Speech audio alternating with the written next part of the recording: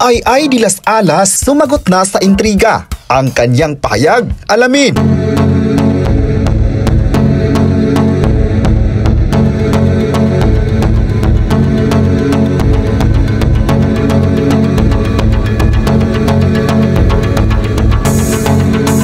Naglabas ng paliwanag si Ay de las Alas sa pamamagitan ng isang video sa Facebook noong March 19, 2024 pagkatapos mabasa ang pambabash sa kanya sa pagbisita sa It's Showtime noong March 2. Bumisita si Christopher De Leon sa Kapamilya Noon Time Show na napapanood din sa GTV para i-promote ang The Kings and I, ang concert nila kasama si Gabby Concepcion na itinanghal sa Newport Performing Arts Theater, Pasay City. Ikinuwento ni Ay kung paano nakarating ang bashing sa kanya. Paglilinaw ni Ay, hindi po raw totoo dahil nawala siya sa ABS-CBN noon dahil hindi siya ni-renew. Last na raw yung kontrata niya at hindi na siya binigyan ng renewal. Nangangamba raw noon si Ay para sa kabuhayan ng pamilya niya. Siya ang tumatayong breadwinner sa pamilya.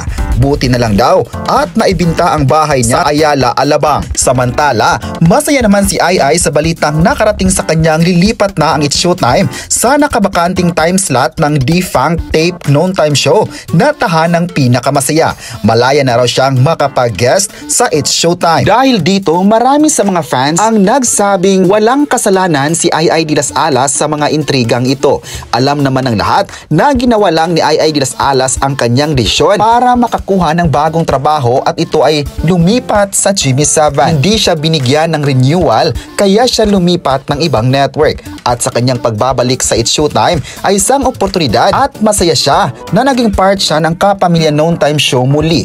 At sa paglipat ng It's Showtime sa GMA Network ay mas malaking oportunidad ito para sa kanya na mapabilang pa sa isang sikat na Noon Time Show. Alam ng lahat ngayon na trending worldwide ang ABS-CBN Noon Time Show It's Showtime sa GMA noong contract signing nila at hanggang ngayon hindi talaga nawawala ang pagmamahal ng mga tao sa It's Showtime at ngayon nasa malalaking reach na at media giant. Isa ang GMA Network sa media giant sa bansa na bumubuo ng high caliber content sa buong mundo.